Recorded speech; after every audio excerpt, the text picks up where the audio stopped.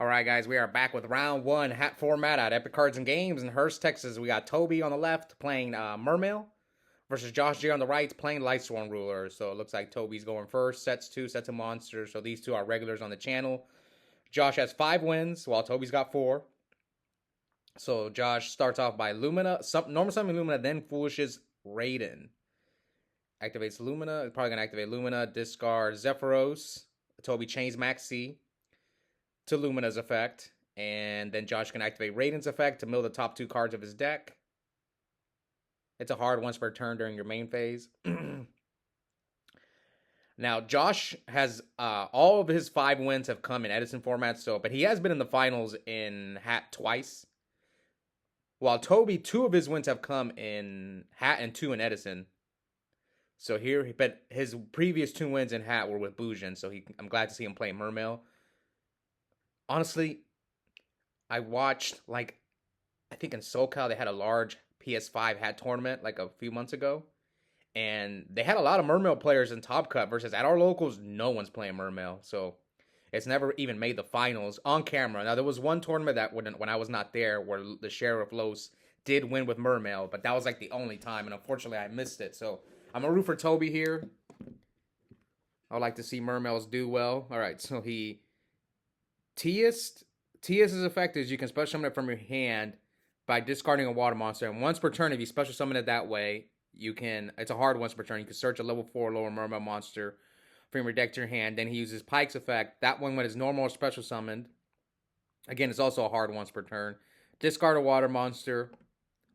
And then you can search any level 3 water monster from your deck to your hand. And he discarded Gundy for Pike's effect. And Gundy's effect, when it's discarded, you special summon a Mermail monster from your graveyard.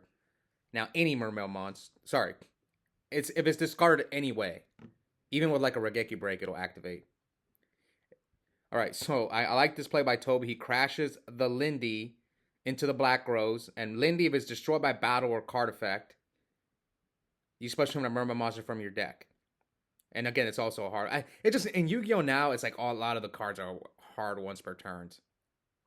So I'm surprised Tobi didn't try to hit any of the cards out of Josh's hand. He kind of just left the Pike on the field.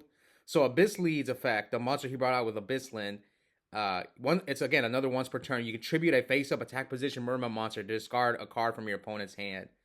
Yeah, he could have sniped one of those soul charges. I'm surprised he didn't. Yeah, he should have. Why leave the Pike out there? See, I think he has 2 soul charges, so it wouldn't have mattered. But still, I would have got him try to get 1 card out of his hand. But here comes a soul charge. So soul charge as effect is target any number of monsters in your graveyard. And if you special summon them, and if you do, you take 1,000 for each.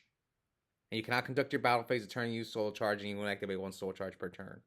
So Tobi warnings Lumina's effect. So I'm guessing he wanted Josh to pay the life points. That's why he can't attack with his level 5. What's funny is if Tobi had warninged the soul charge, Josh had another one, I think. I'm pretty sure he has 2 in his hand. It might not be soul charge. It's a spell, but I can't tell what it is. Alright, so he activates Eclipse Wyvern's effect. Eclipse Wyvern's effect is when it's sent to the graveyard, you can banish a level 7 or higher light or dark dragon from your deck. And if Wyvern gets banished, you add that card to your hand. So that's why you see the JD is banished. But Tobi has Abyss Gaios. But I'm not sure there's anything Josh can do. What's in his graveyard? He has 1, 2 Lightsworns. Yeah, this is not looking good for Josh. It all depends on what his other card... Oh, but he has Zephyros, but Zephyros doesn't do much here. Yeah, and Josh passes. I think this is game. So he probably has Abyss Sphere. Or he thought about using Abyss Sphere. So now Tobi summons Genix Undyne. That card, when it's normal summoned, you can send a water monster from your deck to the graveyard. But you must have a Genix controller in your deck. Yes, you must have a Genix controller in your deck to activate this effect. So let's see. Genix Undyne. He's going to send Dragoons. So he sends Heavy Infantry. Heavy Infantry's effective is sent to the graveyard for water monster effect. You pop a face-up card your opponent controls. So he's going to pop the Black Rose. So he's probably going to go for game. Yeah.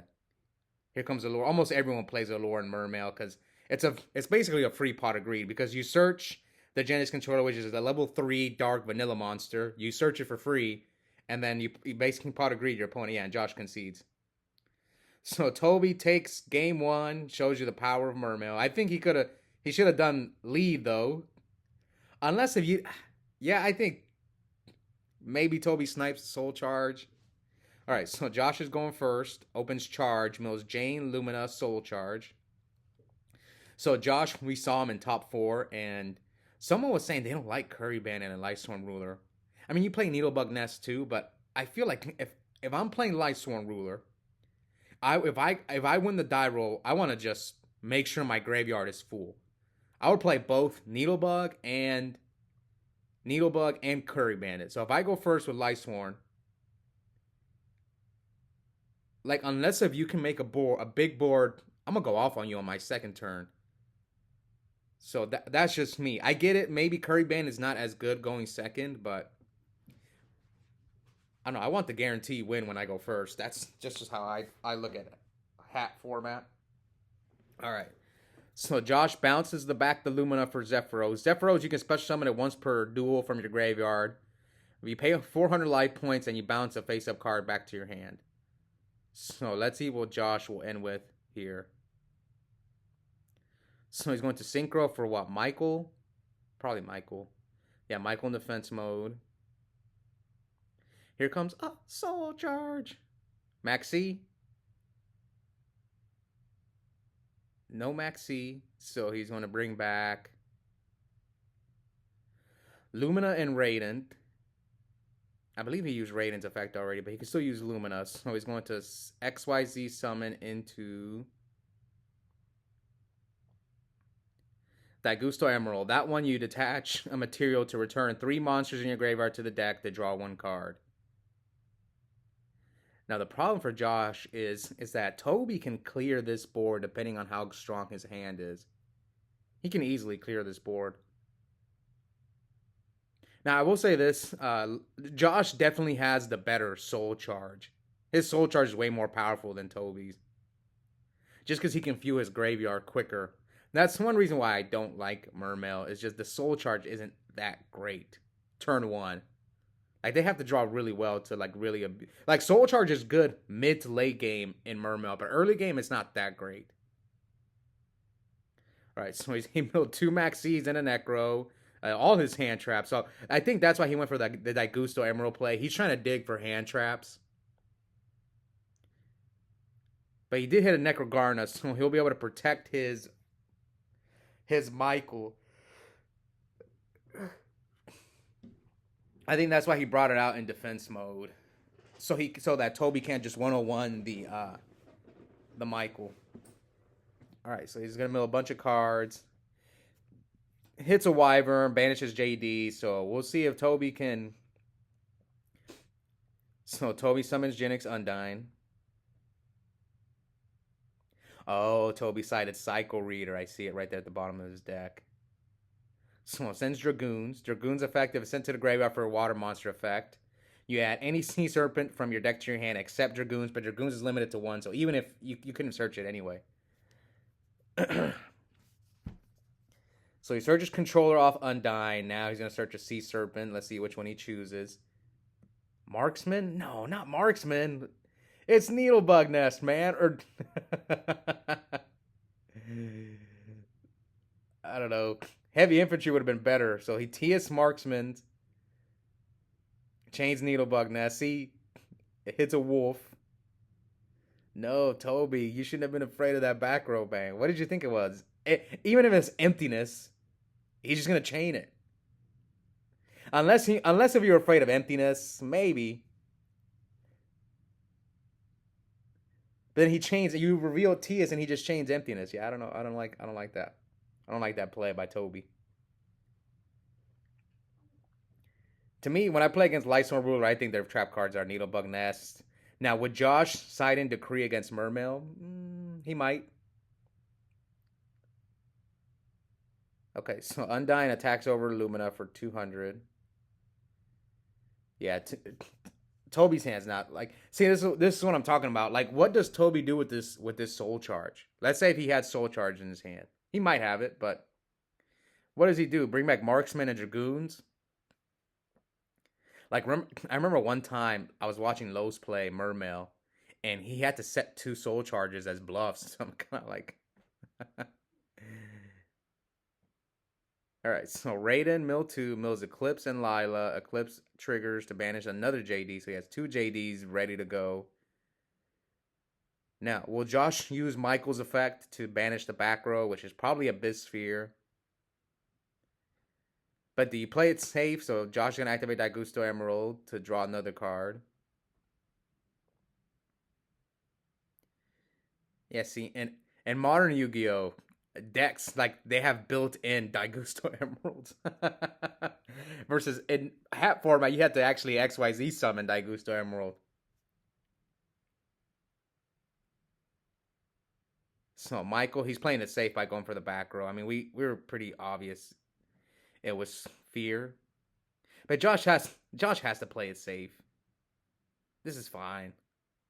He's about to go off, so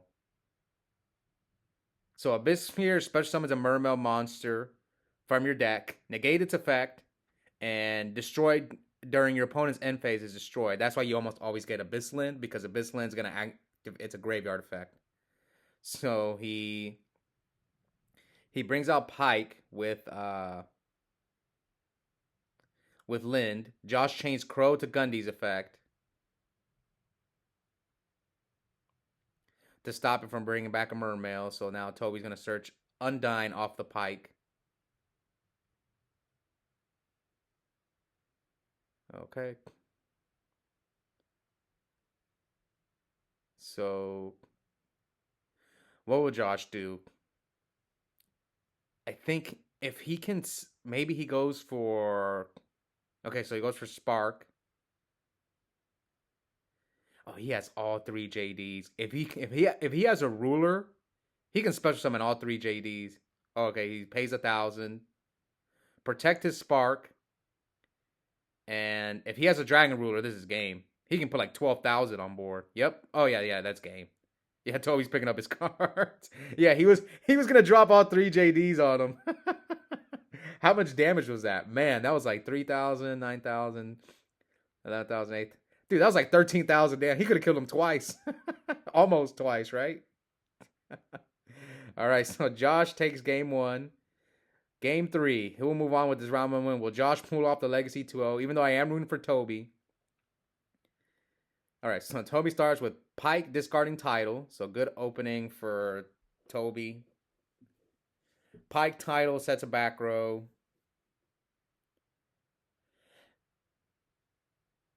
What happened?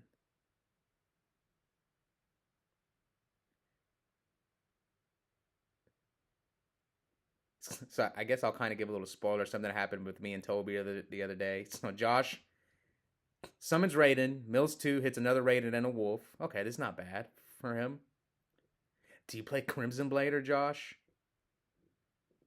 Josh might not play. Honestly, I've seen my friends who run this deck. There's no room in this extra deck. There are so many cards you play. Like, you have to make some tough choices with this extra deck. But so Tobi and I played the other day, and I felt bad for him. So game 1. Now I've seen this stuff happens at locals all the time. Obviously, if you go to a big event, you're screwed if this happens to you. But like, if you go into a round with your side deck,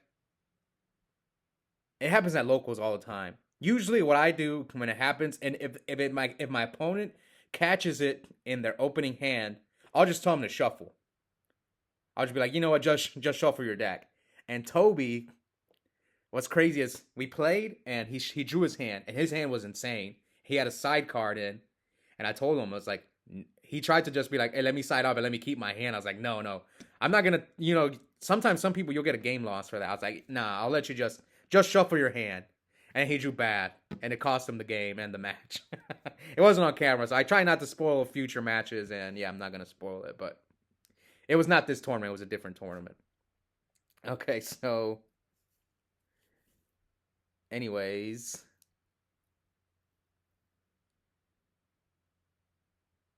Oh, he warning the Dweller. So Josh went for Dweller first turn. He needs to reset the life points. So Tobi summons Undyne, sends Dragoons. Megalo, discard Lindy, and I couldn't see what else did he discard, but Josh chains Maxi. So you can special summon a Mermail Abyss Megalo from your hand by discarding 2 water monsters. If special summon this way, you can search a Mermail Abyss Spell or Trap card from your deck to your hand. Now this is 48. Now this is not game. It's what, 54? If I'm Tobi, I give him, because he only drew 1 card off the Max C. If I'm Tobi, I would have special summoned the title. I don't care, because Josh's deck needs, you give him an extra draw, but to use all his effects, he needs to pay life points. He needs to pay life points for Soul Charge. He needs to pay life points for Michael, for JD. I don't know. I think Tobi should have just given him the extra draw. But Tobi hasn't taken any life points. I don't know why Tobi's at 34. He hasn't taken anything, right? Why is he at 34? Well, he took the wolf attack, right? So here comes Soul Charge from Josh. See, this is what I meant. Tobi should have hit him for... I mean, he had 2 waters in there. He had Undyne and he had Lind and whatever the other water monster he discarded. Oh, Megalo has a second on-field effect as you contribute another face-up attack position water monster. And if you do, it can attack twice. All right. So Josh decides to do 3. But now you can't pay for Michael. So maybe he should have done 2 instead of 3 so that he could at least pay for Michael. But now he can't even pay for Michael. He's used Raiden's effect. And then he's going to mill 2 for Garrosh. So he's going to draw. And then the Minerva's going to mill him an extra card. Mills the Gores, which good because you don't want that card right now. Josh is the only person I see run Gores in hat format. He milled too many hand traps. Yep. Synchros for 8. Oh, Spark and Defense. Yeah, he can't attack as a Soul Charge anyway. Maybe Josh is kicking himself like, man, I should have only paid 2,000. Because what's the Raiden doing on the field? Unless if you have plays with the Raiden.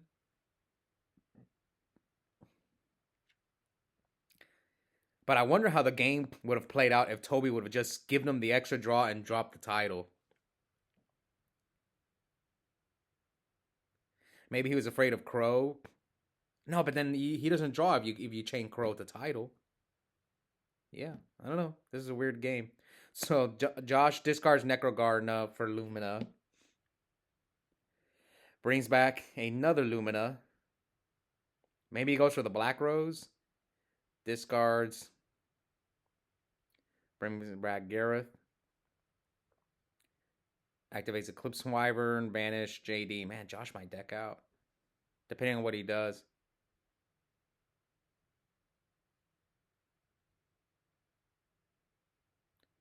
All right. So he's going to Synchro. Well, Black Rose. Yeah, I'm guessing he's gonna go Black Rose. This is I will say this deck isn't there. There's a lot of plays in this Lightsworn Ruler deck. I remember I was watching, like I've watched some of my friends test this deck, and I'm like, yeah, this deck has a lot of plays. So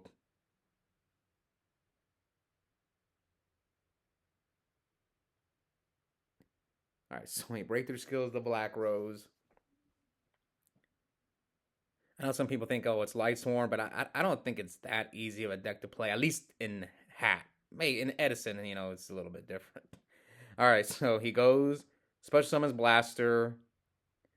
XYZ summons with the Blaster and the Black Rose for what? Big Eye, Draco Sack.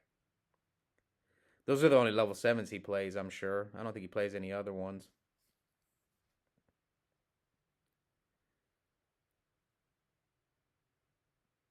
I mean, Tobi's only got 2 cards. Maybe this is another reason why Tobi didn't want to give him the extra draw, but I still would have given it to him. All right, so he goes for Draco Sack. pops his Lumina.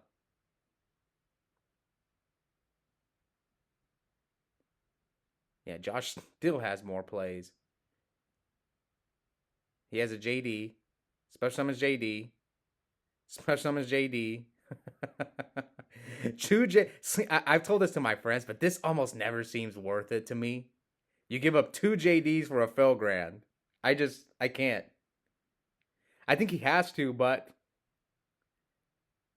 Alright, here comes Abyssphere. See, I'd have to go back and see. Whenever Josh played that Soul Charge, like, what was in his graveyard?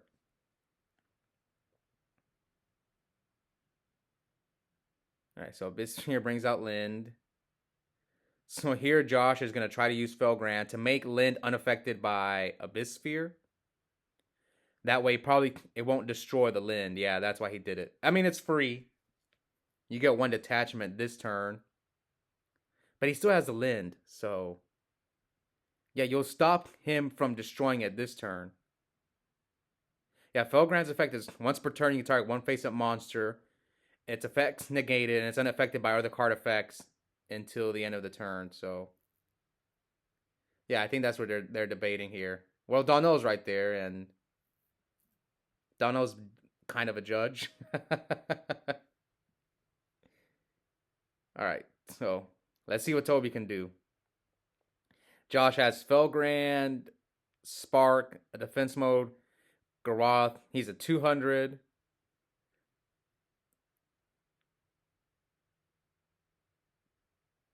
Is there a way that Tobi can... that was a weird ending. Alright. Tias, heavy infantry. Josh is going to chain Crow to the heavy infantry. Now, I'm guessing he doesn't want to stop the Tias because if you stop the Tias, then he can just big eye you and take the Spark or the Felgrand, whichever one he wants. Alright, so he searches Pike off Tias. Or thinks about searching Pike. What's Tobi at? I don't think... Is that like... Oh, he summons Controller. Okay. Synchros with Controller and... Doesn't he still have Tidal in the grave from turn 1? He must have... Okay. I think Tobi forgot he sent the Tidal turn 1. Yes. He definitely forgot. Attack Spark. Spark protects. And then Lind attack over Gareth.